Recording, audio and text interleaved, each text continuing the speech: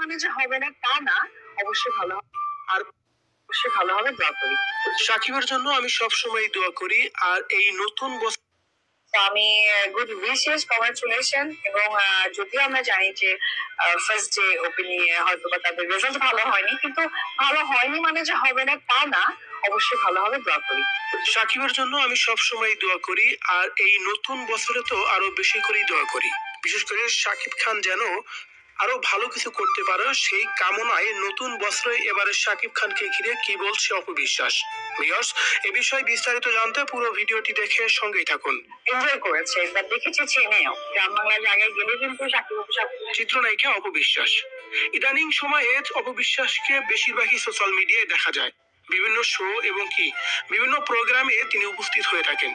আর সেখানে গিয়েই সাকিব খানের নাম তার মুখে আসেই। আর সাংবাদিকরাও তাকে প্রশ্ন করতে কখনোই ভোলেন না সাকিব খানকে নিয়ে। তেমনই নতুন বছরের প্রথম দিনেই সাকিব খানকে নিয়ে সাংবাদিকরা অপবিশ্বাসকে প্রশ্ন করেন, আচ্ছা, ঢাকা ক্যাপিটালস নিয়ে আপনি কি বলবেন? আপনারা জানেন ঢাকা ক্যাপিটালস সাকিব খানের একটি টিম। আর সাকিব খানই হলো সেই ঢাকা ক্যাপিটালস এর মালিক। তাই তো অপবিশ্বাসকে এমন প্রশ্ন করা। অপবিশ্বাস বলেন, সাকিব খানের প্রতি আমার সবসময় দোয়া আছে। আর ঢাকা ক্যাপিটালস আমি মন থেকেই ভালোবাসি, যেহেতু আমার ভালোবাসা মানুষের একটি টিম।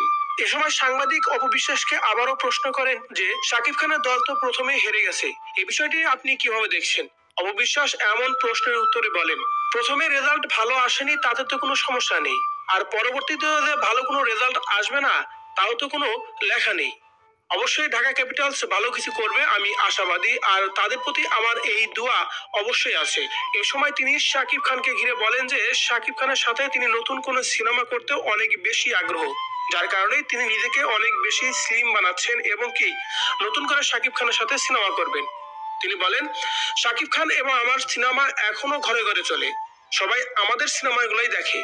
সাকিব বাবুর নামটা আসে এবং আপনি দেখবেন যে এখনো টিভি চ্যানেলগুলোতে কিন্তু আমাদের সিনেমা বেশি চলে। তাই আমরা চাই আবার। দেখেন, আসসালামু আলাইকুম, আপনারা কেমন আছেন? ভালো আছেন? তো অপবিশ্বাস সবসময় সাকিবের প্রশংসা করে, আগেও করছে, মাঝখানে উঠছে, এখনও করে, সবসময় সাকিবের প্রশংসা করে। মানে যা তো অপবিশ্বাস একটা ভালো মানুষ, একদম ভালো মানুষ। তো অপবিশ্বাসের নানাটা মেয়ে হয় না। তো দেখেন, অপবিশ্বাসের সবসময় ভালোবাসে। সাকিব অপু একসাথে আছে, একই ভালোবাসা আছে, এক বাসায় আছে, আসলে কেউ প্রশ্বাস করে না।